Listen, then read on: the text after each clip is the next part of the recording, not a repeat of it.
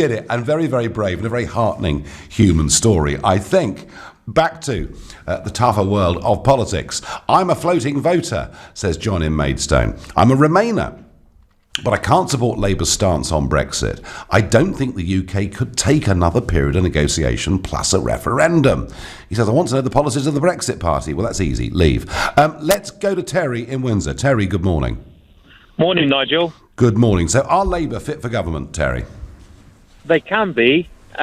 Just at the moment, they've got too much bickering going on with regards to infighting within the senior leadership. But it's a case of the hard right has taken over the Tory party, and the middle ground's been taken by the Liberals, and Labour seem to have lost direction in that way. And this is coming from a Labour supporter. Yeah. I mean, Terry, when you talk about the bickering that's going on in Brighton right now, well, nobody could argue against that. But isn't the problem an actually more fundamental one? That you've got the Blairist centurists against a new, much more hardline left-wing force, which perhaps Momentum typify. That battle isn't disappearing after this conference, Terry, is it? Well, I mean, it's no different from the infighting in the Tory party. It's the two-edged extremes of British politics, mainstream politics, have lost sort of the core supporters, and without the core supporters, they're not going to get into government. Terry, why do you think the Tory party, I mean, you said the Tory party has become hard right. I mean, Boris Johnson is a million miles away from being hard right, surely. Well, I mean, we're not just talking about, I mean, you've got his cabinet is Priti Patel, you've got Rees-Mogg, you've got other things which are very, very much extreme right side of politics. So I think it's both. I think it's quite unfair to just blame Labour's has some strong views on certain subjects and both sides. I think what people... Yeah, I mean, Terry, let me promise you this, right? Next Sunday, we'll be talking about the Tory parties at their conference and the huge splits and divisions that exist there. So I'm not taking sides here. But what I am saying is that Labour's problems appear to be even more fundamental than the Tories' problems. Are you still there, Terry? He's gone. I've lost him. Shame. I was enjoying the conversation. I'm going to go to Prescott and speak to Steve. Steve, good morning to you. Good morning, Nigel. How are you? I am well, looking on at what's happening in Brighton with a degree of bemusement. Because, Steve, you see, I've got some experience of this because I led UKIP into, I think, 11 annual conferences. So I'm used to bust-ups happening at conferences and people falling out and all the rest of it. But at least I led a party who were united on the central issue. And it seems to me, Steve, that with Brexit being the defining issue of our time, that Labour are in real trouble on this. Well, I think I'd have to agree with that, Nigel. I think most people would. I think it's very unfortunate for them that they have people like Len McCluskey today advising people who can't agree with the Labour policy to resign and step away from the shadow cabinet. Although it's possible technically Corbyn could become a Prime Minister by default, depending on the way the law courts rule on Monday, Tuesday. It's you'd have to say it's quite unlikely, and it's becoming more remote as the days go by. And it does seem to be, I wouldn't say this is just a squabble. It seems more like it's complete civil war within the Labour Party now. I agree. And you seem to have this Marxist momentum takeover of the Labour Party. I think, there's going to be a lot of blood on the carpet, unfortunately. For them, it's come at the worst possible time for them. I mean, I'm not too unhappy with that, I'll be honest with you. But for them, it's disastrous timing, absolutely catastrophic. Yeah, I mean, as I say... Look at the polls, Nigel. Look at Corbyn's personal polls. I mean, he's worse than Michael Foot. Yeah, his personal ratings are through the floor, but equally the party itself, and polls, these polls vary, but Labour are now polling in the low 20s in the last succession of polls, with the Liberal Democrats marginally ahead of them. I mean, the Liberal Democrats, whatever their policy, they have got. Now, I was going to say momentum, but I better not use that word, really, had I? but the Liberal Democrats. And I find their policy abhorrent and hypocritical, but they've got a bit of energy about them, haven't they? And Labour seem to be obsessed with themselves. I think clarity is the word, Nigel. I think if you go into an election and you're confused yourself, how can you give clarity to people who may be considering voting for you. It doesn't matter whether it's Labour. That means any party. It's the basic political principle. party. If you're not speaking with one voice, you're doomed in the polls. And if they go to an election now, let's be honest. You look at the Tory party polls, the Brexit party. Add them two together. I mean, that's an unstoppable force. If Boris Johnson is a wise man, and he may well be forced to come and speak to you and seek a non-aggressive pact. If he doesn't do that, he's insane, because if you add the numbers together, yourselves and the Tory party, I tell you what, Steve, before you. It's the Tory party conference next week, and I promise you that is a subject that will be debated a lot amongst conference goers. Steve, I thank you. Going to Nottingham to speak to Jamie. Jamie, good morning to you. Hi, Nigel. I'm just ringing up because yesterday, I'm a Brexit Party supporter. Yesterday I was in a town called Long Eaton, which is just outside of Nottingham, handing out some Brexit Party papers. Right. It's the kind of place where the town centres are all starting to run down and that kind of stuff. So I was speaking to a lot of Brexiteers, some of the older generation. I was asking them, how do you feel about Corbyn? I said, I voted Labour for my whole entire life. And some of these older generation have voted for Labour for their whole entire life. They're all now saying that they're not going to be voting for Labour again. And is that because, and Jamie, is that because of Brexit, or is it because of Corbyn's personality? Well, it's both, because they were very much emphasised the fact that they didn't like Corbyn. And it's not just the Brexit, although they were saying they don't buy this kind of in the middle kind of play it both ways kind of thing on Brexit. They see this as a betrayal for their Brexit vote. That's the way they see it. But it's also when they talk about Corbyn as well. Because basically, it's Justin Trudeau on steroids. He's ridiculous. And they don't like his open borders policy. They don't like his identity politics stuff. They don't like all the other kind of left-wing nonsense that he comes out of. And it's funny. This is funny as well, Nigel. The so-called racist Brexiteers from the older generation that many people are accused of. They all came out and said they don't like Corbyn because they all said he was a racist. And they all pointed to the anti-Semitism that's going on within isn't it interesting? Isn't it interesting? That's the first time we've really used that word this morning, and yet, I will, from 11 o'clock, listeners, will be talking about whether the party has become extreme, and some very interesting comments from Ian Austin, an MP that resigned from them. Jamie, interesting feedback from the streets of Nottinghamshire. Thank you. I'm going to Inverclyde in Scotland to speak to Susan. Good morning, Susan. Good morning. I would just like to see what Labour experiencing down south happened up here 4 years ago. Yes. There's people in Scotland who hate Labour and are actually voting for Conservative now, and I find it so tragic. But that's the reality. They're a laughing stock up here in Scotland. Yes. I mean, the Conservative Party had been reduced in Scotland to one MP for quite a lot of years, and after the last election they had 13. But of course, the SNP dramatically, took dozens of seats off Labour. What was it... Was there any one thing that spelt the death knell of Labour in Scotland? Was it that referendum that energised... It was a referendum. It was. Labour, where I live, they went down terrifying people. If they'd given people the facts, so be it, but they didn't. And it was sharing a platform with these Conservatives that sickened a lot of people who just said never again. They did come back a wee bit with Corbyn, but the people I speak to now, they don't trust Jeremy Corbyn. They don't like him. And they hate the Labour Party up here. A lot of people don't even know who leads them in Scotland anymore. It's amazing how quickly it happened, Susan, isn't it? Because, Labour were there with over 40 seats in Scotland for decade after decade, and suddenly, they've been radically reduced. So you don't feel that Labour have got any chance of winning back seats in Scotland in big numbers? Never. The only way they've got a chance, ironically for them, is if Scotland becomes independent. That's the only way they've got. And they don't even have a stance in that anymore. I know people whose husbands lost their jobs in the shipyards who are now voting Conservative, and it makes me upset. But that's their choice, and I can see, if I was a unionist, where they're coming from. Interesting, I Susan. can see where they're coming from.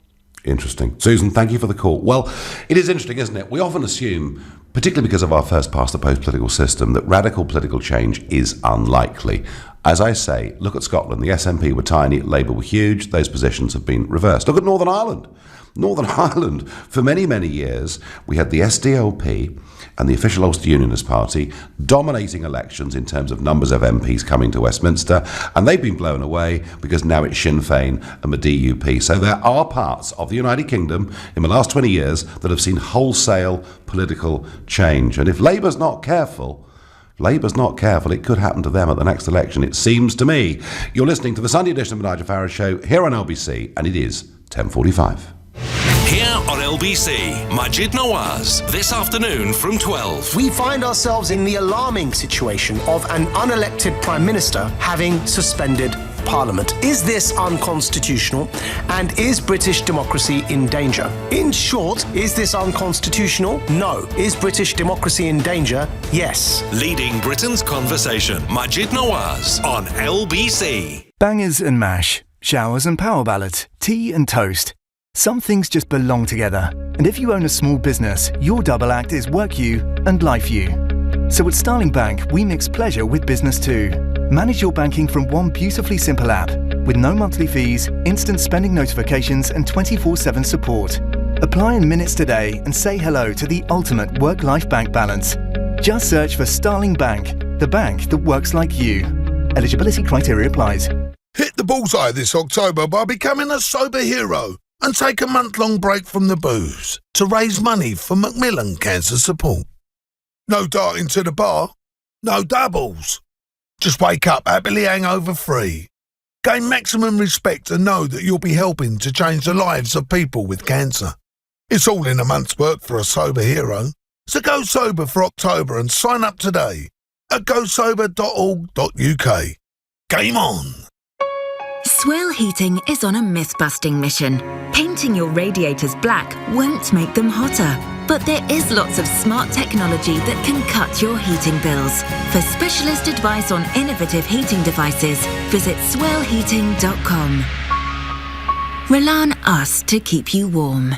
At Lidl, we're big on baking your breakfast in store. Big on melt-in-the-mouth all butter croissants. Big on flaky pain au chocolat. Big on sticky sweeter than sweet cinnamon buns. All from just 35p at your local Lidl in-store bakery. Now that's big on quality and always Lidl on price. Subject to availability, selected stores, excludes NI.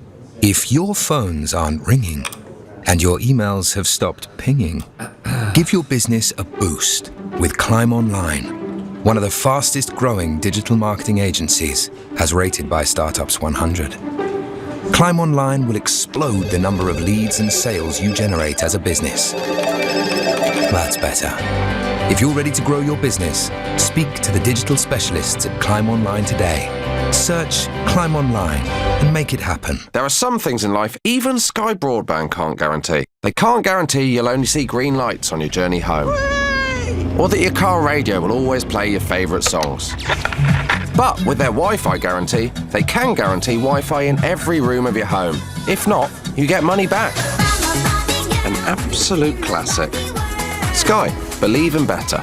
Requires Sky Broadband Boost and Sky Kit. Refund on Boost component of subscription paid during current minimum term up to date of claim. See sky.com/guarantee. Dreaming of a new kitchen? At Wix, we take care of everything, from expert design to an installation service you can trust. And there's a great price. Right now, there's up to 50% off kitchen installation. Speak to us today and get your kitchen installed for Christmas. For minimum spend, terms and exclusions, see wix.co.uk. Are your energy bills running wild? Enough! Let us take you and your bills from to Money Supermarket's Energy Monitor tames your bills so you'll never have to overpay again. Put a cork in it, Squeaky. Get Energy Monitor. Get Money Car. Money Supermarket. The Nigel Farage Show on LBC. Are Labour ready for government? Well, not many of you so far seem to think that they are. Chris in Stoke-on-Trent says they're tearing themselves apart. They might be more effective if they got their house in order and were not constantly at war. And Chris, that's the problem. You've got this massive battle going on over Brexit within the party, but also the longer term, bigger battle, which is for the soul of the Labour Party. And that battle between the Blairites and the Corbynites and Momentum. And I think in political terms, that is a fight to the death. It just isn't going to go away. It isn't going to stop. I think that Momentum are going to win that. I think that the much, much more left-wing perspective is taking over the Labour Party at almost every battle. But let's see. Let's go to Mark in Hitchin. Good morning, Mark. Oh yes, good morning, Nigel. Well, let's be honest. If you want to look at the Labour Party, are they competent? Well, let's just compare them to the rest of the party, shall we? So let's just start the Conservative Party. Total meltdown, minority government. Not only are they throwing MPs out, they're running a mile. Let's look at the next party. Actually, the Lib Dems, they're getting a bit of respectability now, and it wouldn't surprise me if they could be the power brokers at the next election. Oh, and what about your own party, the Brexit Party? Well, I've got a problem with the Brexit Party, I'm afraid, Nigel. But well, if you're remaining, you're bound to have a problem with them, aren't you? Well, no, it's not. It's got nothing to do about remaining. Of course it has. Well, but you can't. You can't. You look at the Labour Party. Even the Conservative Party can organise themselves. But just this week, there was a vote in the European Parliament about getting the release of Nazanin Zahawi Radcliffe, and Anne Whitcomb and Jacob's sister, Miss Rees-Mogg, failed to turn up to vote. What's all that about? Why can't they turn up? Because they had to go and do constituency work, and in fact, Miss Widdicombe is touring the country at the moment, and that vote you talk about, Mark, more important than getting somebody out of the hands no, of Mark. an Iranian regime. Right, Mark, I think this is pretty marginal stuff. I'll answer it very, very quickly. It was a non-legislative vote. It had no impact or force whatsoever, and it was not a simple vote to plead to let out prisoners. It was a composite vote mixed in with a lot of other things. It had no force in law whatsoever. So that's a bit boring. But Mark, you tell me. I'll give you one more chance. Are Labour fit for government?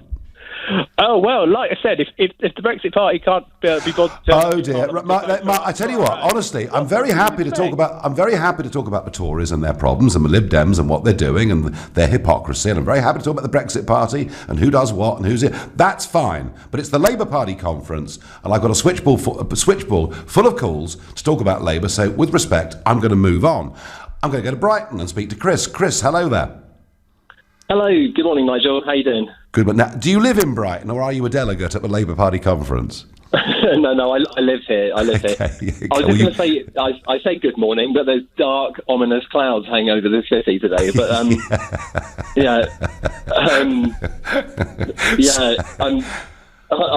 phoning as an ex-Labour voter, actually. So I voted Corbyn last time round, thinking I'll semi-stand up for him a little bit, but thinking he was a kind of a decent guy, that he comes from the right place. I don't think he's an evil, dictator. I think he's trying to do what he feels right.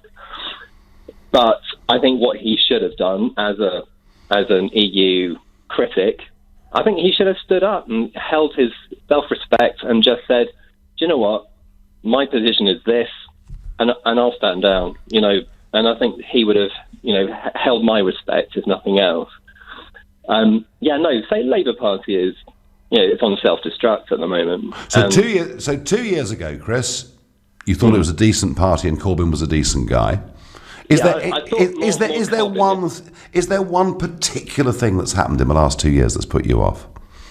Oh yeah, absolutely. Then turning around and not respecting the referendum. I'm saying this as somebody who didn't vote in the referendum. I couldn't make my mind up.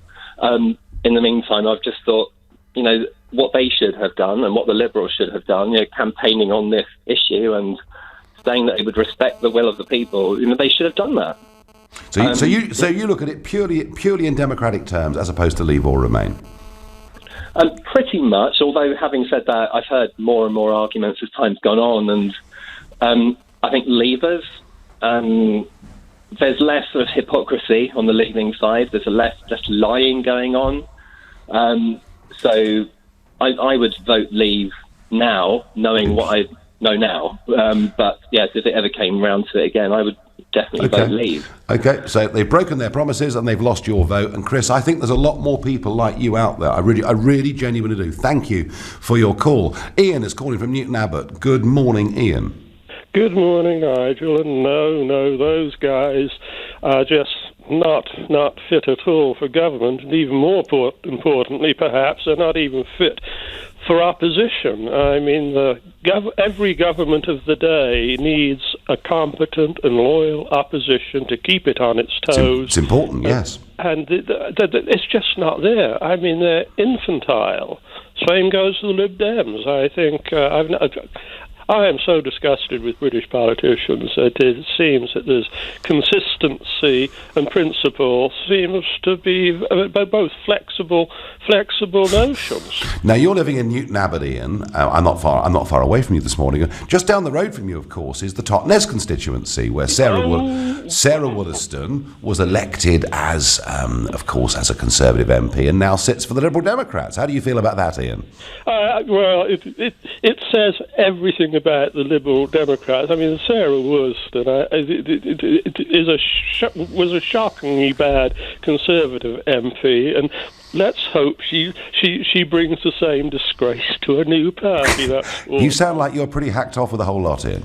Oh, absolutely I am. Yes, I absolutely am. And I am a Conservative Party member. My one was Mel Stride. He was actually a very nice guy, but he's got to be a little bit... if there is an election, well, there will be, he's going to have to come out on one side, on the other on Brexit, and otherwise I will definitely vote for you. Well, Ian, and that's the same question, really. You know, Mel Stride faces that with you as a voter, but I think that's what Corbyn faces. I think being seen to try and sit on the fence on this issue just isn't working anymore. Ian, thank you. I'll take one more call on this particular strand of the subject as to whether Labour are fit for government, and I'll go to Steve in Sevenoaks. Good morning, Steve. Nigel, good morning to you. I don't think they are fit to govern, certainly under Corbyn. But what worries me slightly is, what if they get in by default? What if Boris resigns because he's boxed in by the Supreme Court? He's been boxed in by the House of Commons. What if they get in by the back door, so to speak? Well, we could, of course, Steve, be facing great drama tomorrow, and none of us can presuppose what the Supreme Court is going to do. But if they were to uphold the Scottish judgment and effectively to say that the Prime Minister of the country had lied to the Queen, then I think we'd be deep into mega crisis by Tuesday. I think Boris would simply have to offer his resignation to the House of Commons, and that may be accepted. And there is a possibility, Steve, there's a possibility of a Corbyn caretaker government. That's a possibility. But what I don't see is him winning an election. And Steve, I can tell you, just got some fresh figures in about popularity ratings, and Corbyn's approval rating is now 14%, down a further 6% this week. He's not going to win a general election, Steve, is he? He hasn't got a hope, and unless Starmer or somebody else can take the centre ground, Corbyn hasn't got a hope, and certainly with John McDonnell in number 11, that's a terrifying prospect. So, you know, it's got to be caretaker, it's got to be through the back door until 2022, and then they're out, one would hope. Well, I cannot see a caretaker. Even if he becomes a caretaker, Prime Minister, I can't see that lasting for a few weeks or months. I genuinely can't. I think a general election would come soon. Steve, I thank you for your call. We're moving on, staying with the same theme. A really devastating article that appears in today's Sun newspaper by Ian Austin, MP for Dudley. He stood down for the Labour Party, and he, in conjunction with the Sun on Sunday, have conducted a whole series of polls. Labour Party members want to get rid of the monarchy. They want a general strike to bring down the government. Is the Labour Party being taken over by hard left extremists? I think it probably is. Tell me, am I right? Is it 0345 6060973? Is it all mainstream media making all this up? Text to 84850. And please, can Labour be saved? Please tweet using the hashtag Farage and LBC, at LBC, and of course, Facebook, Twitter, YouTube. Watchers, you can comment too.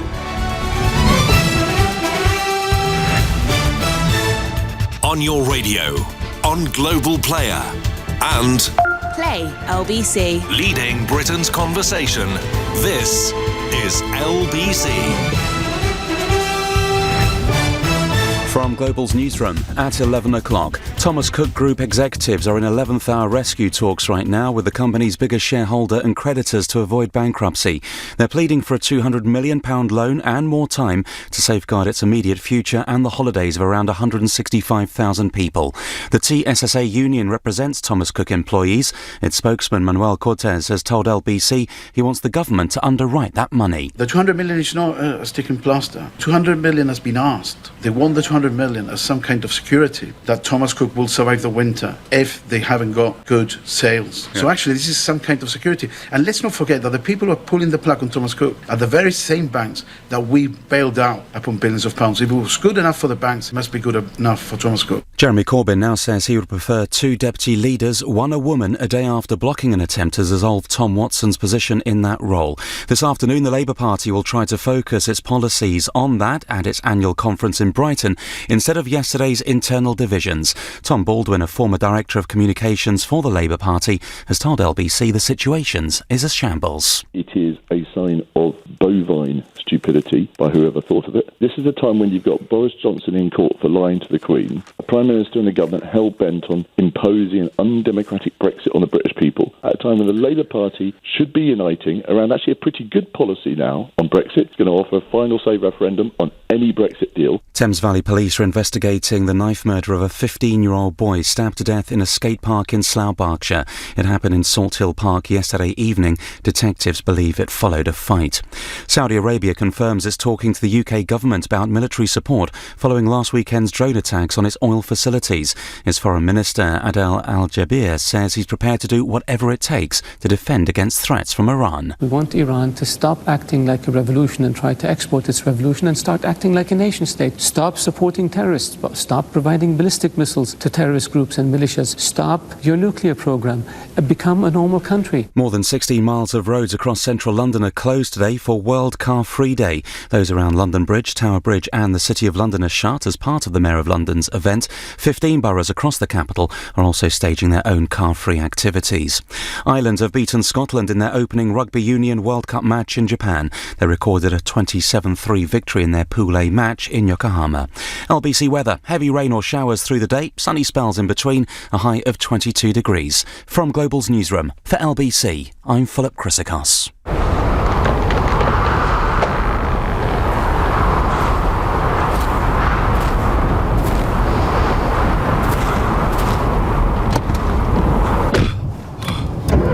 Did you get the milk? The Audi Q7 and the Audi Q8 for the Epic, or the everyday. Now with an extra £1,000 towards your finance until 30th of September at 6.6% APR representative, only at your local Audi centre. Audi, Vorsprung durch Technik. With Solutions Personal Contract Plan, 18s and over, registered by 30th of September 2019, £1,000 available on selected model year 2019 stock vehicles only, subject to status. Indemnities may be required. Audi Financial Services, visit audi.co.uk. This is LBC from Global, leading Britain's conversation.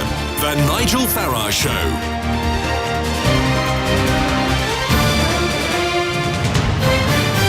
So as Labour get to go to Brighton, the NEC meets on Friday night. Not all of them had actually arrived. And a motion gets put forward by John Lansman, the leader of Momentum, and it's to abolish the post of deputy leader. Why would he do that? It was very simple. Just to get rid of Tom Watson. That's why they did it. And they were going to meet on Saturday when they were all going to be there. And it was taken as a slam dunk that the NEC would vote to get rid of the post and Watson would be out. And even Tony Blair and others got involved in this. And in the end, Corbyn said, no, don't do that. I've got a better idea. Why don't we have 2 deputies, one of whom has to be a woman? But the fact is there was an attempted coup.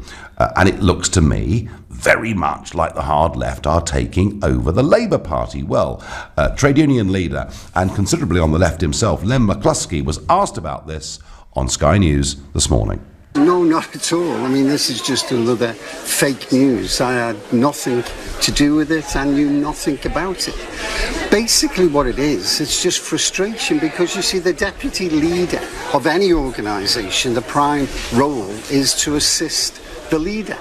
And unfortunately, Tom gives the impression that every time he speaks, it's to undermine the leader. Now, that frustration amongst members will manifest itself. And I think that's all that happened. Jeremy Corbyn didn't know about it. I certainly didn't know about it. Did you not know about it at all? Until, when was the first you heard about it then? The first I heard about it was when it broke in the media. I knew nothing about it. And this is fake news because obviously the media are looking for a story. Is it not? Well, I mean, to be fair to the media, I mean, you would it would be strange if we weren't reporting on this at all. No, I accept that, but I mean, it's gone, it's dealt with. In some ways, it's a good thing, because it demonstrated that Jeremy Corbyn's leadership, he stepped in, he calmed it all down, and it's yesterday's news. But the upshot of it is that there will now be a review into the position of Deputy Leader. Jeremy Corbyn says he wants 2 people as Yes, Deputy Leader. there's a constant review of the structures of the Labour Party. Would you like to see 2 Deputy Leaders? Frankly, I'm ambivalent about it. It doesn't really matter to me. So that's Len McCluskey, and of course, his union are the biggest backers of the Labour Party financially. He wields huge influence and power. And, when he's asked by Sophie Ridge of Sky News, was he part of the coup, the left-wing coup, to oust the Blairite moderate Watson? He twice in the interview says it's fake news. So there is a school of thought that the Labour Party are not being taken over by the left. This is all an invention of the media. But there are others, many others, who take a different view. And I do think what Andrew Fisher had to say, remind ourselves, head of policy for the Labour Party, author of the party's 2017 manifesto, which arguably did much better than many people thought that it would. And he says in his resignation that he's sick of a blizzard of lies and excuses. And he says a class war has gripped the upper echelons of the party. Well, he's saying they've moved hard to the left. And Ian Austin, and this is really interesting, he's been a member of the Labour Party for 35 years, been an MP for many years, and he resigned the Labour whip because he said that he wants to shine a light on extremism and racism within the party. But he says even he was shocked by the findings of this opinion poll. So what am I talking about? Right. In my Sun on Sunday today, there is a poll, and it's 1,200 current Labour Party members are asked for their opinions. 2/3 of them think we should get rid of the Queen and become a republic. 70% of them think there should be a general strike to bring down the Conservative government. And nearly half of them are ashamed of Britain's history over the last 300 years. 2/3 of them want to get rid of the nuclear deterrent, and 50% of them want a new immigration policy. They want total open global borders. So anybody who wanted to from the world would be able to come.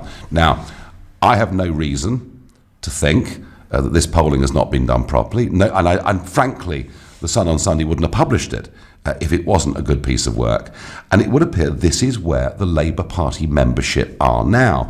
I don't think any of those numbers are reflective of the country. And it does seem to me that there is a big, hard left takeover of the Labour Party going on. And I think the further to the left they go, the less likely they are to have any chance of winning power. They're going to become way too extreme. They're going to be appealing to a very narrow segment of the electorate. So tell me, what do you think? Is Len McCluskey right? Is it just fake news? Are the media willfully giving Corbyn, John Lansman momentum? Are they being portrayed in a way that is simply unfair and wrong?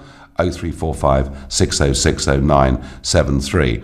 Or is it actually true? Is this actually a sort of scary kind of group of Marxists who want to, bring down the middle classes, get rid of private education, tax people out of existence, make sure that companies have to give away shares, equity to workers without anything in return?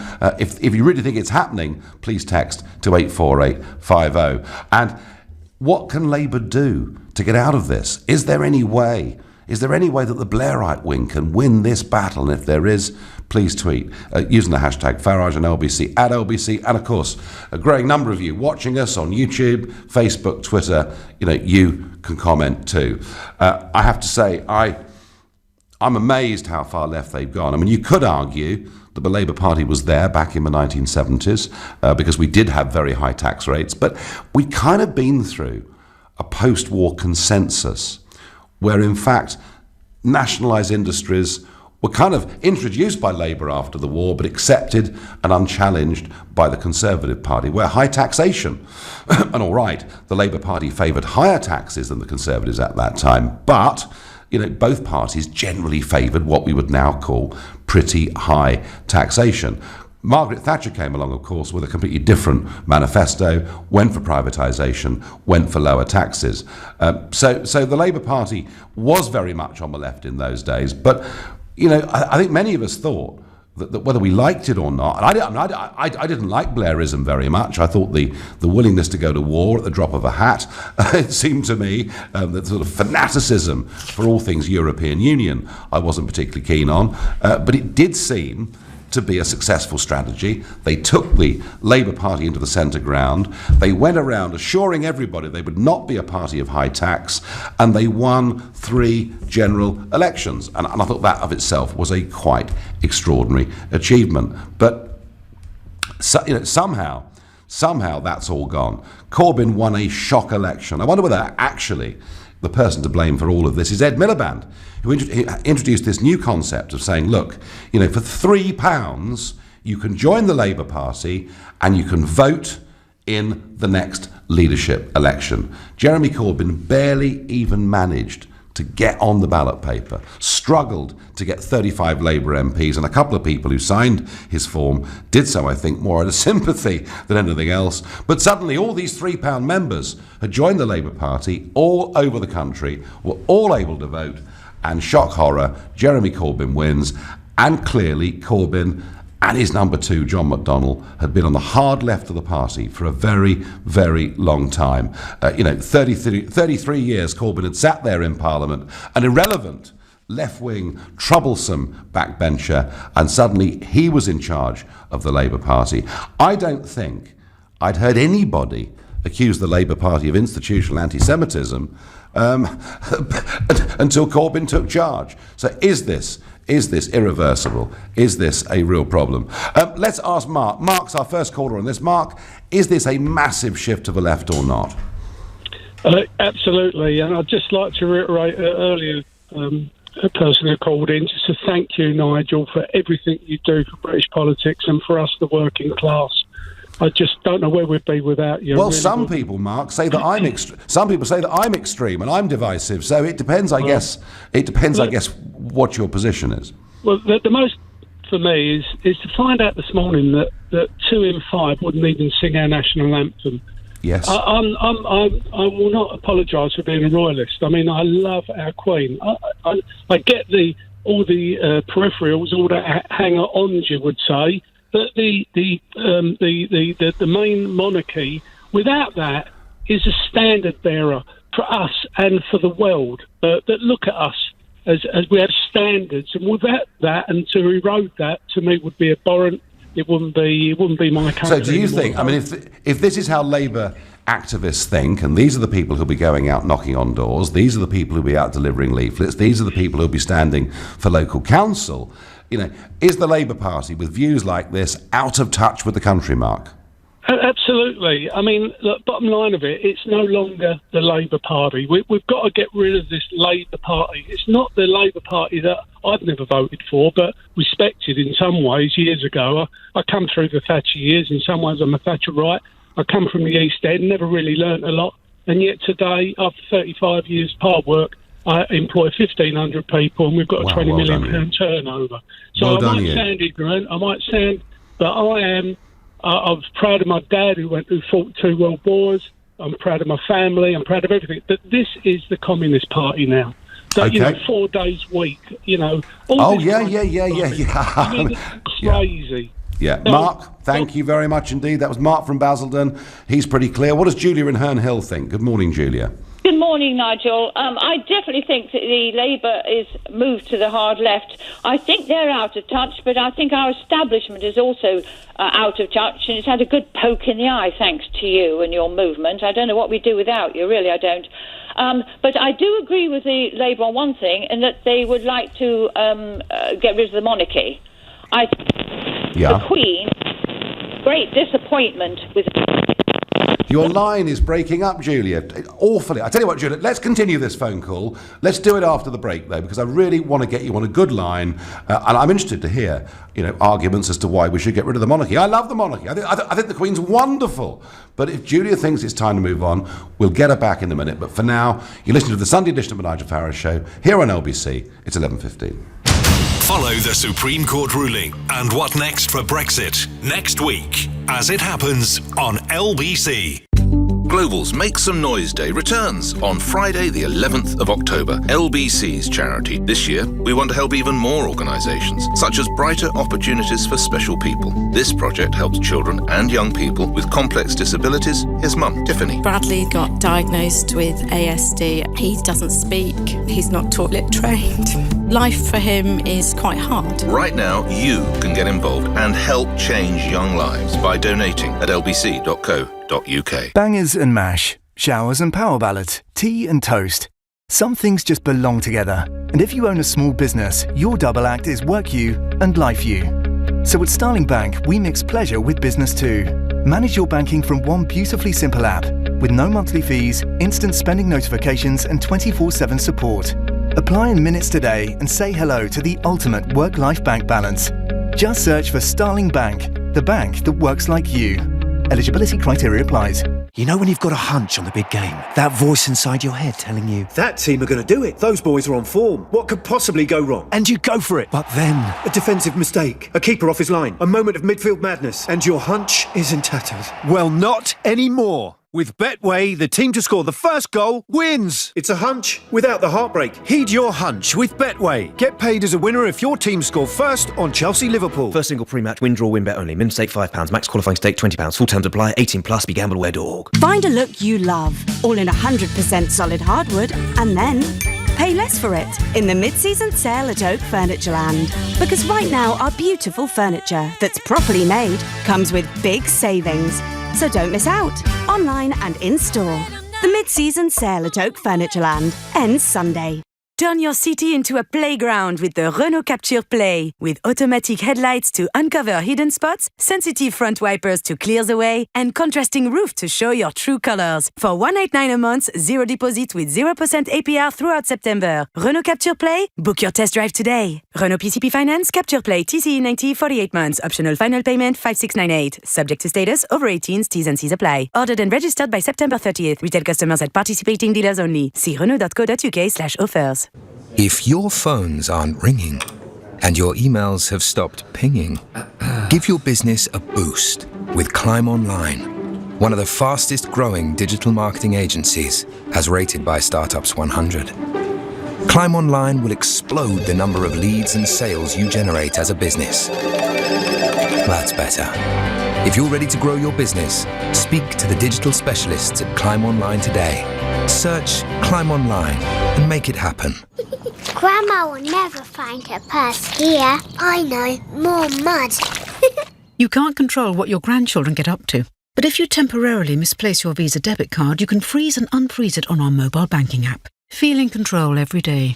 Lloyds Bank, by your side. You can only freeze some transaction types, T's and C's apply. This is LBC, the Nigel Farage Show. Call 0345 6060 973. Text 84850. Tweet at LBC using the hashtag Farage on LBC.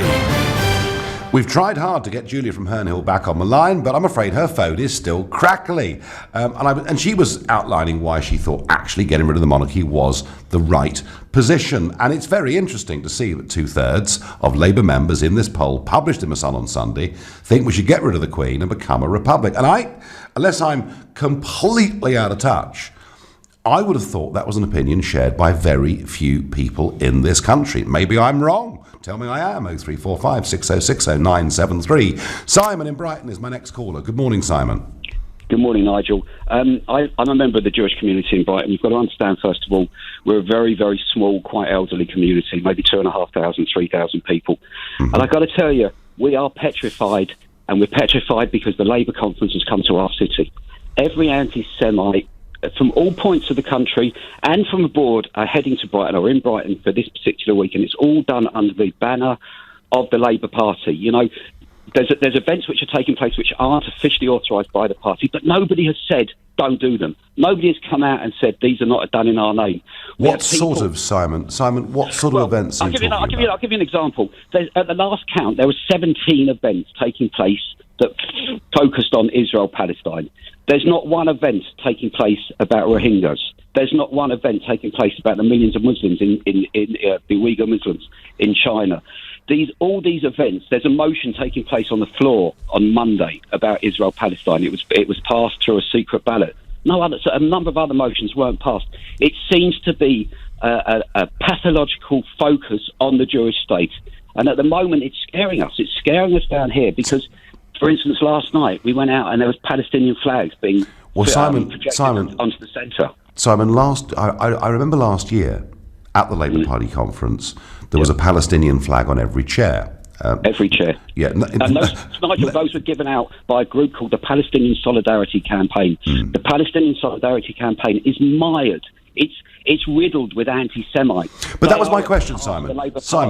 My question was, just because you support the Palestinian cause doesn't necessarily, and you can be very critical. I mean, I'm actually a very strong defender of Israel, but you can be very critical of Israel without being an anti-Semite, surely. Correct, absolutely, 100%. However, what's happened with the Palestinian movement, and I believe in a two-state solution. I long for the day when Israel is safely and securely in partnership alongside a Palestinian state. It is the only way we're going to achieve peace. However, the people who have hijacked the Palestinian cause, they are not doing it for the Palestinian people. They are doing it to demonise the Jewish community, in particular communities like the one I live in Brighton. We are absolutely scared to go out. We're going today to the Jewish Labour Movement's event in a synagogue in the centre of Brighton. There will be massive police protection for a bunch of Jews, or non-Jews as well, who are going to speak about our community in a synagogue. And you are, Simon, you are genuinely scared that this is going on in Brighton, the Labour Party conference? Personally, I've been doing this a while. I will never be scared. I will never be cowed by these people. But I speak on behalf of a number of people. And, I've got to say this, my parents are included in this. They're both elderly people. When my mum, who's 80 years old, phones me up and says, is it okay to go into Brighton? Is that right? How dare they do that to us? Absolutely shocking. How dare they? That is absolutely shocking. Simon, did you ever think this would happen in our country? Never. I've been living here a long time. We've had Labour conferences so many times. And every time it is great for the city. It brings in a lot of money. 2 years ago, things started to go pear-shaped. And we had the support of a remarkable man, the former leader of the Brighton Hove Council, Warren Morgan, who stood up and said, if Labour do not sort out their anti-Semitism problem, they are not welcome back in Brighton. They have not sorted out their anti-Semitism problem. It is worse. Sadly, however, the difference is we don't have Warren Morgan in charge of our council anymore. So they are welcome back in our town, and the people who are suffering is this Jewish community. Well, that's a very disturbing phone call, Simon, but I'm pleased that you picked the phone up and made it. Thank you for calling us on LBC. Gosh, that was very powerful stuff, wasn't it? And whether that fear is real or imagined, if his 80-year-old mum is worried about going down to the shops, then something really is wrong. I'd be very keen to hear from any Labour delegate who's in Brighton to tell me that that's just not true. Of course I would. Let's go to Chris in Palmer's Green. Chris, good morning. Oh, good morning, Nigel. So is it an uncontrollable leftward shift, or are the media just totally exaggerating this? To be honest with you, I'm a journalist and I think it's media totally exaggerating it. It's moved to the left, certainly, but it's all social democratic policies. There's nothing... all this talk about it being a drive towards Marxism is pure nonsense. Is the attempt to close down our private schools not a big... I mean, Callaghan never did that, Harold Wilson never did that, Blair never did that, Brown never did that, Clement Attlee never did that. I mean, surely that's an example, Chris, of a big leftward move, isn't it? Well, I think... ideally, I've got two children that go to school and they've suffered a lot. Their schools have suffered a lot from the cuts and austerity over the last few years. Daughter has to pay for books. The children don't have to do all their work on computer. If you're a poor child at work and you can't afford a good computer, you're going to suffer. You're going to get an inferior education. If your parents can't afford for you to go on school trips, if they can't afford for you to buy the textbooks, now they're selling textbooks that are basically cut down versions of the proper books for the children that can't afford them. So you're having... But is that a reason? I'm not questioning. The point I'm making that now for children, his parents have got no money. Your ability to pay.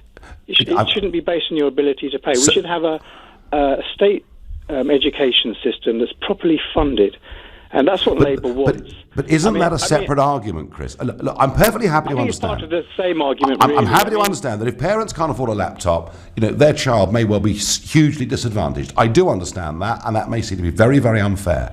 But what I'm saying, Chris, is do you make the lives of the poorest better by making the lives of the better off worse? Well, that's your priority, Nigel, is the lives of the better off. The Labour Party's priority is the lives of the mass of the people, the vast majority. But let me repeat the question. Do you make the lives of those that are poorly off better because you attack those who are better off? There's no attack. They're trying to improve it's an outright the education system.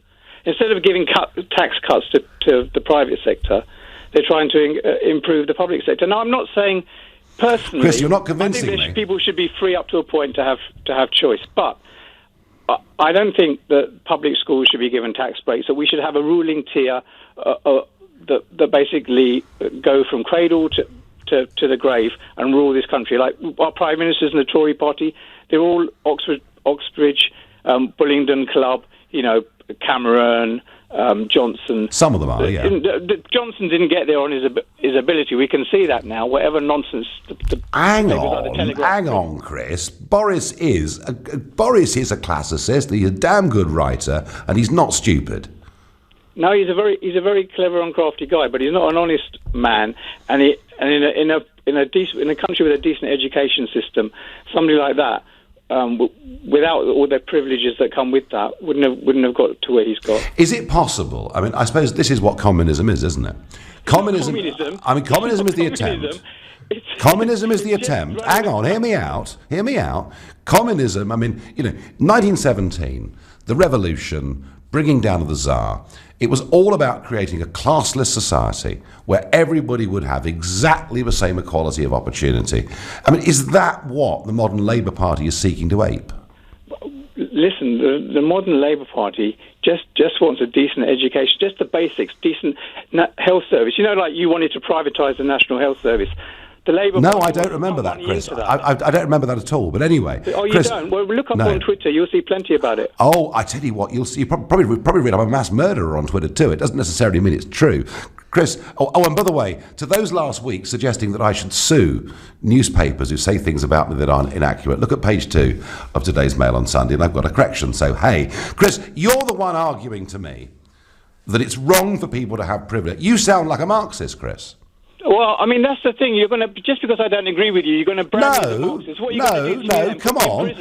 Come on. You have said... This isn't 1933 Germany, You can't treat people who disagree with you like that.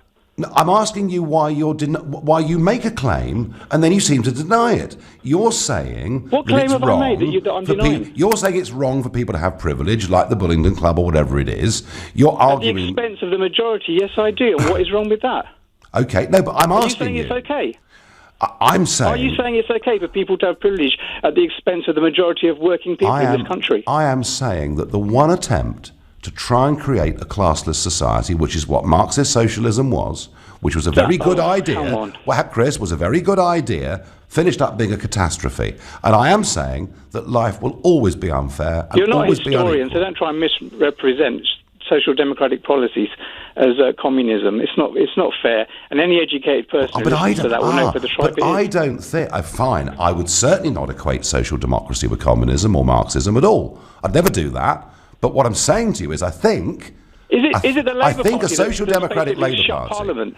I think a social democrat Labour Party is becoming a hard left party. Now that may be a good thing. You should be focusing on Johnson, who shut Parliament and tried to cut democratic debate over Brexit in this country. Do you know what? I promise you that next Sunday we will be focusing on Boris Johnson. We'll be focusing on the Conservative Conference. That's fine.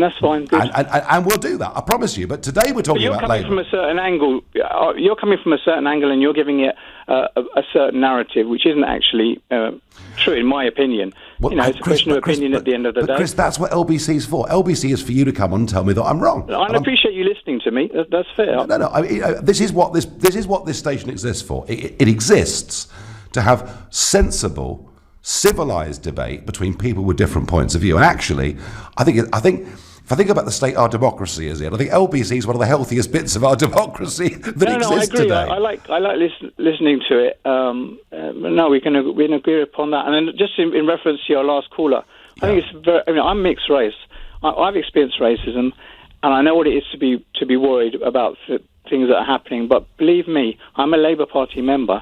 The Labour Party people would be the first people, if there was any anti-Semitism on the streets, they would be the first people to be fighting it. I've gone on the streets and demonstrated against fascists, not for a few years, admittedly, in my youth.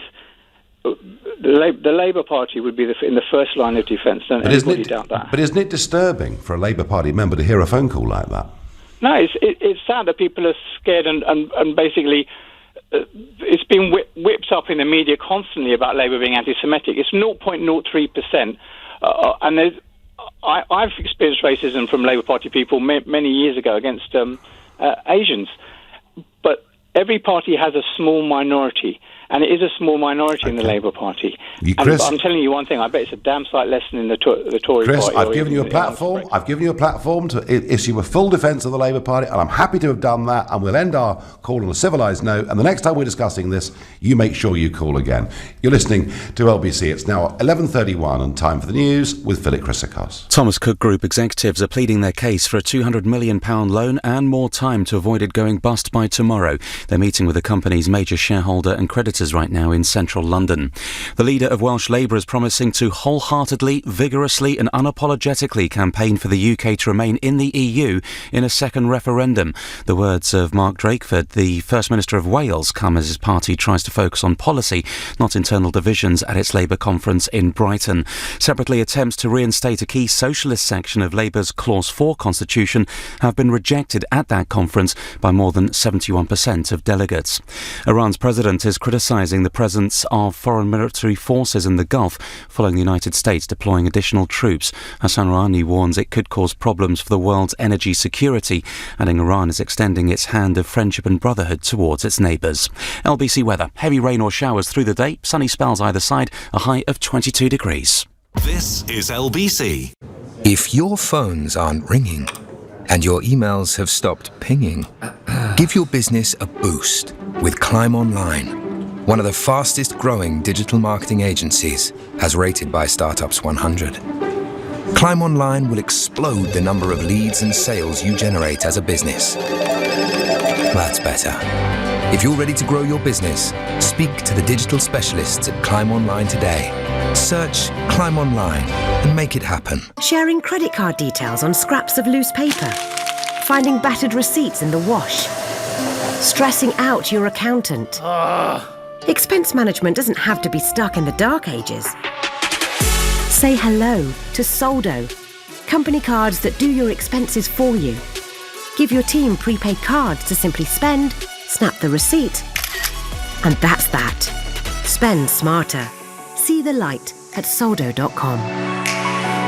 You know when you've got a hunch on the big game? That voice inside your head telling you, that team are going to do it. Those boys are on form. What could possibly go wrong? And you go for it. But then, a defensive mistake. A keeper off his line. A moment of midfield madness. And your hunch is in tatters. Well, not anymore. With Betway, the team to score the first goal wins. It's a hunch without the heartbreak. Heed your hunch with Betway. Get paid as a winner if your team score first on Chelsea-Liverpool. First single pre-match, win, draw, win, bet only. Min stake £5, max qualifying stake £20. Full terms apply, 18 plus, BeGambleAware.org. Pimlico Plumbers is the company you can trust. Yes, you can. And they're so much more than just plumbers. They have qualified electricians, skilled carpenters, gas-safe heating engineers. For bathrooms, kitchens, appliances, building, roofing, drains, and of course plumbing. They've got you covered. Contact Pimlico today on 0207 928 8888 or at pimlicoplumbers.com, where the answer will be yes, we can. 24 hours a day and with a 1-hour response when required. Sharing a Lebanese dining experience is always an extraordinary occasion at Crocker's Folly. Your intimate meal, celebration, or corporate event will create amazing memories for up to 200 people. If you're hungry for a unique dining experience that's the talk of the town, there's a table waiting for you at Crocker's Folly, a member of the legendary Marouche Restaurant Family Group on Aberdeen Place, St John's Wood. Book now at marouche.com. Turn your city into a playground with the Renault Capture Play. With automatic headlights to uncover hidden spots, sensitive front wipers to clear the way, and contrasting roof to show your true colors. For $189 a month, zero deposit with 0% APR throughout September. Renault Capture Play? Book your test drive today. Renault PCP Finance Capture Play TCE 90 48 months. Optional final payment 5698. Subject to status, over 18s, T's and C's apply. Ordered and registered by September 30th. Retail customers at participating dealers only. See Renault.co.uk/offers. Online shopping can be a minefield. Often something that looks too good to be true probably is. Whether it's sold out concert tickets, a half-price holiday, or discounted designer shoes. Don't be fooled. Always use a secure payment method and check who you're buying from is genuine. At Lloyds Bank, we believe nothing is more important than our customers' trust. And together, we can keep your money safe. Lloyds Bank, by your side. The Nigel Farage Show on LBC. Call 0345 6060 973. Whilst the Labour Party may be at war with themselves in Brighton, of course, there is plenty of comment about the Conservative Party after the week that Boris Johnson has just had. We're awaiting, of course, a judgment from the Supreme Court tomorrow, and there's much talk about the deal. Much talk in Brussels, much talk here.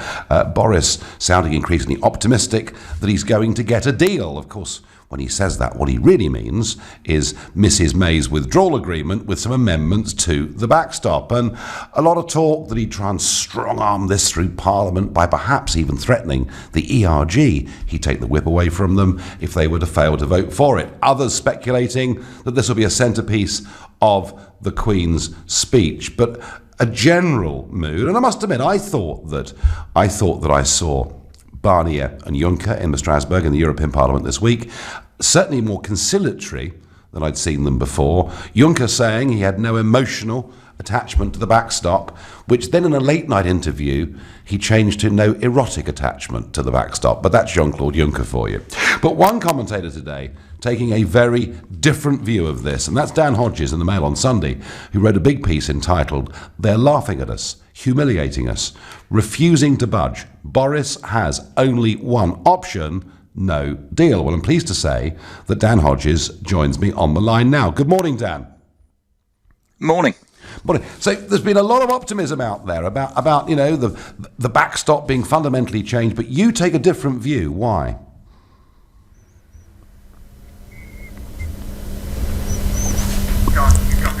I've lost him. We were just about to get... I tell you what, I thought it was the most interesting article that I read in any of the Sunday newspapers today. We lost Julia from Herne Hill, and now we've lost Dan Hodges. What is going on? We'll get him back. Meanwhile, we're going up to Monk Seaton near Newcastle to speak to Jack, who's a new caller. Good morning, Jack. Good morning, Nigel. Firstly, I'd like to express my gratitude and respect and thanks for giving us Brexit, or at least the Brexit vote. Thank you. Yeah, but a long way to go until we get there, Jack. Yeah, but you know what I mean. I do. And of course, the Labour Party, who in 2017 said they would respect the result of the referendum, and if they won the election, we'd get Brexit. And now it's looking a long way from that, Jack, isn't it? Politicians, Nigel. Yeah, well, that's... You are the only politician. There's maybe 4 politicians in British history I respect, and you and one other are the only 2 left alive. Well, that's very, very good of you, Jack. But if we had a show, if we had the whole show on why people like me or hate me, we'd be here for a long, long time. Jack, you come from a traditional Labour part of the country. Exactly. And how do you think people in Newcastle are feeling about the Labour Party under Jeremy Corbyn? I think it's very mixed feelings because there's still like the old Labour voters, but old Labour doesn't exist anymore. I was going to say, like, my family come from Blythe and worked down the pits, and we voted old Labour. Yes. But I haven't ever voted Labour in my life. I voted a protest vote every time because I felt Labour doesn't represent the working people, and the only people I can see that might represent the working people is the Brexit Party. It is interesting. Jack, I'm going to love you and leave you because I've got Dan Hodges back on the line. Dan, hello again. Hello again. Right, the point I was making was that nearly every commentator seems to think that Boris is going to get some wonderful new deal on the 17th, 18th of October, and that it's going to pass through the House of Commons. You're very sceptical about him getting big change to the withdrawal agreement. Well, I'm certainly sceptical about him being offered big change by the European Union. I think we only need to see what happened, has happened over the past week. Obviously we had, the humiliation in Luxembourg. Oh, gosh. We had Macron issuing an ultimatum of his own. And then I think it was on Friday, we had Simon Coveney just coming out and very, very clearly sort of hosing down all this speculation that we were close to getting a deal. And I know people have had different views about how the EU would react to different negotiating positions, but the reality is, for me anyway, there are no signs at all that the EU are moving away from their long-standing position that basically it's Theresa May's deal or it's nothing, unless Boris himself is prepared to make and offer significant concessions to the EU himself. And obviously, if he does that, then I think people like you are going to absolutely pounce on him and have him for breakfast. Let alone the ERG, of course, within his own party and many of his own party members. So you don't think there'll be anything significant? Maybe some slight change to the withdrawal agreement? The EU may offer some tweaks. The EU may, I suppose, potentially try and help Boris out to an extent by trying representing minor changes as slightly more significant changes. But the reality is that, the EU and the politicians within the EU have a constituency of their own. Varadkar has his own constituency, Macron has his constituency, Merkel has her constituency. And I just don't see at the moment that there is any sign from the EU that they are prepared to make the major changes and grant the major concessions. Okay. Well, let's say then, Dan, that Boris goes to Brussels, looks at what's being offered on the 17th of October and says, do you know what? There's no way I can sell this at the dispatch box in the House of Commons. There's no way my party will buy this. There's no way the country will buy this. He's then in a difficult spot, isn't he? Because we've got the Ben Act that's gone through that says he's got to apply for another extension. Is that what he'll then be forced to do?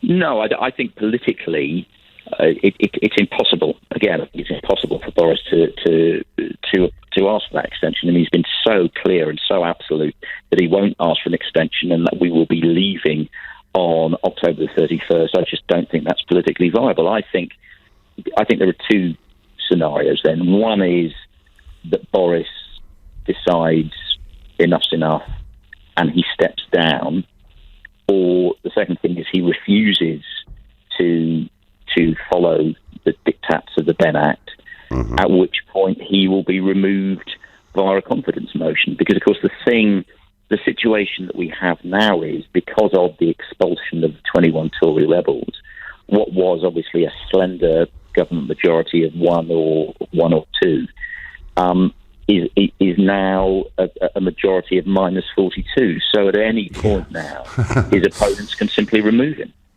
So, Dan, the prospects of us leaving on the 31st of October with what's called no deal, or what I'd call a clean break Brexit, are sort of hovering at around about zero, aren't they? Yeah, I can't at the moment. And look, let's be honest.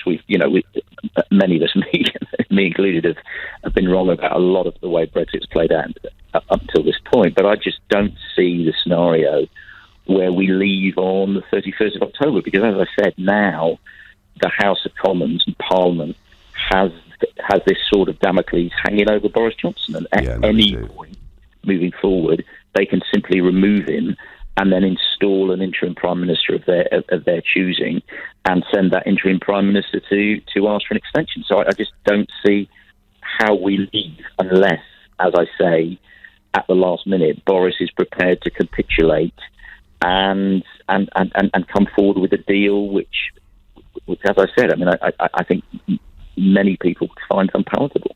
Yeah, no, I think that's right. Is it possible, Dan, that if Boris fails with this deal, that he himself then embraces no deal at a general election as being the only way forward? I think so. I think if we go into a general election in these circumstances, I think the pressure, again, the pressure that people like you will put on him is such that I think he will have to bring some clarity to the debate, and I think he is going to have to offer a no deal scenario. I mean, I just can't see how he can hope to secure a majority without going through any other route. Nor can I. Thank you very much indeed, Dan. That was Dan Hodges giving us some great analysis there. Dan, whose piece in the Mail on Sunday today goes very much against what many other Conservative commentators are saying. There is an assumption that Boris is going to get some remarkable deal on the 17th, 18th of October, and I think he's going to get something, but whether it's enough to sell is quite another story.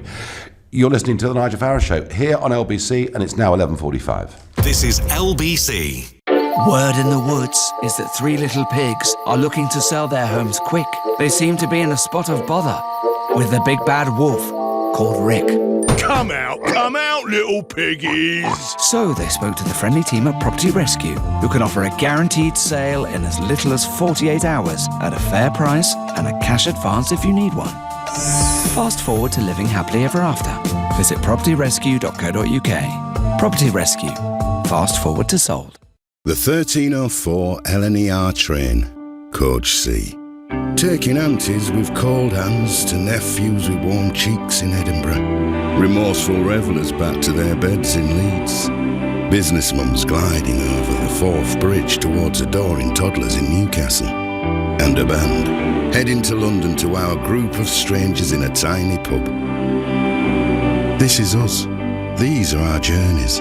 This is our LNER. We're all going on a no-alcohol holiday. Drink-free days for me and you. You can lose weight with no-alcohol holidays, 'cause wine's calorific like a tiramisu. Your body will thank you. Enjoy more drink-free days every week with no alcohol holidays. Find out more at drinkaware.co.uk. And we have Mary on the line. Hello, Mary. Hi, Gary. The song I'd like to request is Take Me Breath Away. It reminds me of a bad relationship I once had. Oh, no. Yeah, they fleeced me of my money, were super clingy, suffocating, in fact. I couldn't breathe. But I am now free of them, and I've never felt better. Nice one, Mary. Now, is there anything you'd like to say to that old flame? Yeah, but unfortunately, cigarettes can't really hear you. Stoptober. It's not you, it's them. Join the thousands of others quitting smoking this October. Search Stoptober. We can't get your online shopping delivered right away. We can't make your kettle boil any quicker. And sorry, we can't speed up the traffic. But we can speed up the way you submit an energy meter reading. The British Gas app lets you book an engineer, as well as claim rewards and manage your account all within minutes. So you can spend less time running your home and more time enjoying it. Download today. Hey, Harry. Hello, mate. Set Smart TV to record the football later. You've got to be joking, ain't you? I haven't got a clue. But I tell you what, if you want to chuck a few quid on it, your best bet is to try that Bet Victor app. Even I'm a whiz on that. Listen to Harry and make your best bet with Bet Victor. 18 plus, please gamble responsibly. Son, seen the remote? Bangers and mash, showers and power ballads, tea and toast. Some things just belong together. And if you own a small business, your double act is work you and life you. So at Starling Bank, we mix pleasure with business too. Manage your banking from one beautifully simple app with no monthly fees, instant spending notifications and 24/7 support. Apply in minutes today and say hello to the ultimate work-life bank balance. Just search for Starling Bank, the bank that works like you. Eligibility criteria applies. Jason, did you put the bins out? No, I did it last week. Yes, and I did it yesterday when you took the car to work. I saved the space while you picked up Ellie from ballet. And I put them out when you gave Mum a lift to hospital. At Hey Car, all of our used cars are quality checked, supplied by selected dealers and come with a warranty. So finding a car you'll love is easy. You just need to find somewhere to park it. Quick, number 10 has gone out. Grab the bins and I'll get the car keys. Find your perfect used car at heycar.co.uk. The Nigel Farage Show on LBC. Is the Labour Party moving irretrievably to the left? Was there a great coup planned against Tom Watson? Or is Len McCluskey right that it's all just fake news? It's mainstream media making it all up. Well, I don't think it is. I think it's a real outright concerted attempt by the hard left to get hold of Labour, and I think it will do them huge harm. I particularly think that, if 2/3 of Labour members think we should get rid of the Queen, they are totally out of touch with this country. That's what I think. Tell me I'm right, tell me I'm wrong. Let's go to Seaford and speak to Andy. Good morning, Andy. Good morning, you are right. Am I? Oh gosh, there we are. Well, I had somebody on a few minutes ago who thought I was very wrong, but that's LBC, that's democracy. Yeah, I mean this Queen stuff. It says it all, doesn't it? It says it all, doesn't it? Really. Labour doesn't represent the British working people anymore. It represents everybody else except the British working class. Yeah, it's an interesting comment we had earlier on in the show, didn't we? That Corbyn wanted to have 2 deputies now because he wanted one of them to be more representative of modern Britain. So somehow now, Andy, work this out with me, white males are no longer representative of modern Britain. I mean, what are they going to do to us, Andy, in the end? Well, no, what you've got to understand, Nigel, is if you're a white male working class, then you are a Nazi, a racist and a fascist. And a knuckle dragger. Unless you're a member of Momentum. Oh, Andy, don't tell me. Don't tell me. I mean, this is a Sunday morning confessional. Did you also vote Leave? I did. Oh, well, then you're definitely all of the above then, aren't you? Of course exactly, you are. And I'm 58 years old. I've spent time in the army. I've driven a lorry all over Europe. And I'm now medically retired. And Labour doesn't represent me. I don't understand them anymore. It's everybody but people like me. Did you or your family in the past, Andy, vote Labour? Yeah. You did, yeah? Come from a Labour family. We've all social housing. Well, I'm still in social housing now. But I waited 15 years for it. So Labour have lost you, Andy? Oh, totally. Okay, all right. I think you put that pretty clearly. Corbyn knows he's going to lose a general election and he's planning his succession. If he stands down and retires, then by default, Watson would become the acting leader. He and the loony left are planning to stop that. He knows he cannot win an election, but he wants to ensure nothing will change. That's the view of Phil in Devon. We had a comment earlier on today saying much the same thing, that one of the reasons why Momentum have moved is they're worried if Corbyn was to go, that suddenly the party would move back in the Blairite direction, and that's the truth of what's really going on. Is that right, Mark in Palmer's Green? Good morning to you. Very good morning to you, Nigel. Oh, Nigel, please don't tell me Prime Minister Johnson is going to bring that horrendous, humiliating surrender treaty back. Well, that is going to be the centrepiece, Mark, of what we discuss next Sunday on this show. I gave you a snippet of it with Dan Hodges, because most people think that Boris is on the verge of getting a significant change. And I certainly myself sensed that he was going to get something. But Dan Hodges was saying, look, if he goes back to the dispatch box and it just looks like Mrs. May Mark II, it's going to be a disaster for him and a catastrophe for the Conservative Party. So listen, stop it. You're trying to get me down a different tangent here. I mean, for a moment you succeeded, but let's get back to the Labour Party. Back to the subject. Yeah, absolutely. Okay, every hard lefty that I have spoken to hate the monarchy. Yep. They hate our flags, that's the Union Jack and the St George's Cross. They shut down any debate that's not in line with their views and opinion. And if you try and have a conversation about, let's say, radical Islam, I had a conversation a little while ago with a hard lefty about the problems in Luton with radical Islam. It always comes back to, what about the Jews? What about the Jews? It always comes back to that. Why? I don't know. They are absolutely they're almost obsessed. They're almost obsessed. Is this the Israel question? Is this the Palestine-Israel question that they're completely obsessed with? Yeah, the hard lefties that I've ever spoken to, Nigel, honestly, they just don't like the Jews. It's as simple as that. That's a very strong thing. It's a very strong thing to say, Mark. That's been my experience, Nigel. In all honesty, That's been my experience with the hard lefties. And why is it that the hard left aren't prepared to have a conversation without shouting everybody down? Just, No, I don't know either. Listen, Mark, I've got strong opinions, I've got strong political views, but I'm genuinely happy to discuss alternative views with anybody in a civilised way. And yet it seems there's an element of this momentum type, which is, for them, it's almost like a religion, isn't it? That anyone who doesn't go along with it is some sort of heretic. And clearly, Mark, in Palmer's Green, you are a heretic to them. And I've no doubt you'll be ringing next Sunday, and you'll be welcome to ring next Sunday to talk about whether Boris is going to bring Mrs May's deal back. John is calling from Llandudrog. Good morning to you. Hi, Nigel. It's a pleasure to be on with you. I'm really enjoying the show. How did I get on with the pronunciation of your town? You didn't get it quite right. It's Llandudrog. I appreciate the attempt. I had to go. John, is the Labour Party being taken over by the hard left? Am I right about this?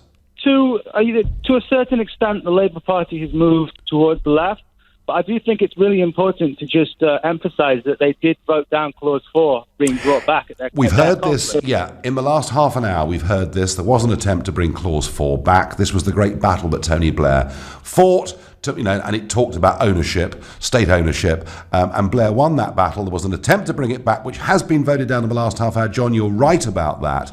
And also you could say that the attempt to oust Tom Watson hadn't worked. But John, I'd put this to you.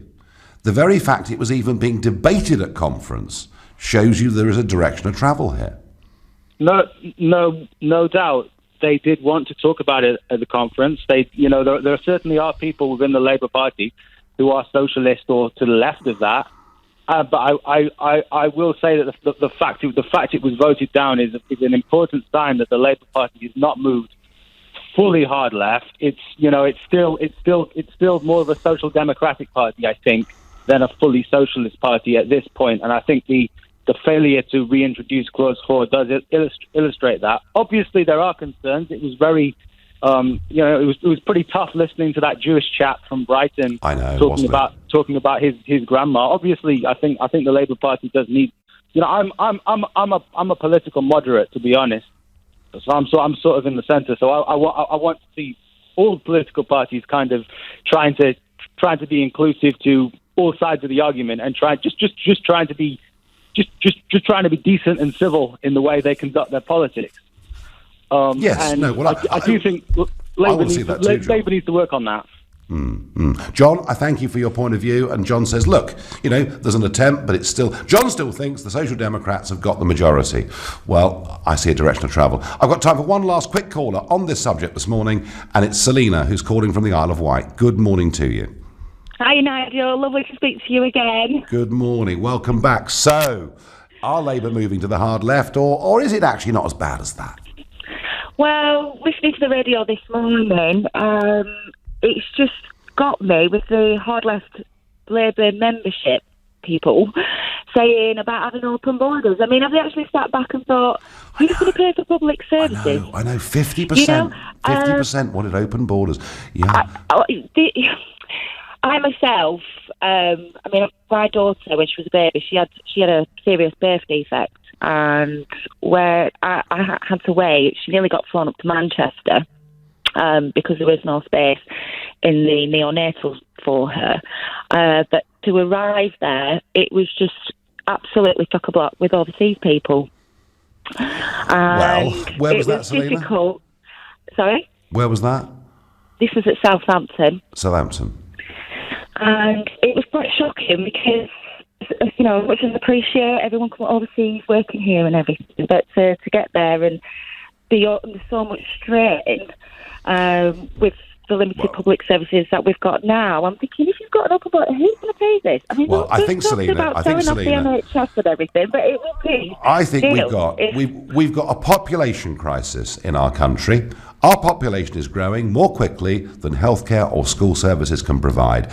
And I think you're right that open borders would simply add to it. Selina, I've got to love you and leave you because time has run out. Massive day tomorrow as we wait for the judgment from the Supreme Court. I'll be with you at 6 p.m. tomorrow evening, by which time we should know. At 3 this afternoon, it's Ian Payne. But up next, it's Majid Nawaz. Coming up, how do we avoid war between Saudi Arabia and Iran? Before that, a new poll lays bare what Labour Party members really believe. Nearly 7 in 10 think that either both sides are equally to blame, or that the UK and its allies are most to blame for terrorist attacks in Britain.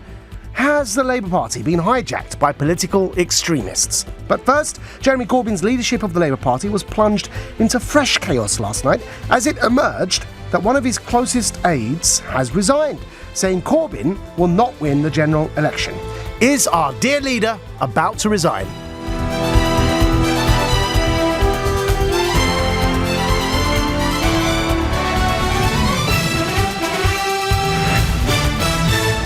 On your radio, on Global Player, and Play LBC. leading Britain's conversation. This is LBC. From Global's newsroom at 12 o'clock. Within hours, Thomas Cook Group and its customers will know if the travel operator and its booked holidays have been rescued. Executives are currently pleading their case to the company's biggest shareholder and creditors in central London. They need £200 million and more time to avoid bankruptcy tomorrow. Correspondent Ian Woods is outside the law firm where that meeting is taking place. If there is no rescue deal and the company, the Civil Aviation Authority and the government will want to know as soon as possible because they need to kick into gear Operation Matterhorn.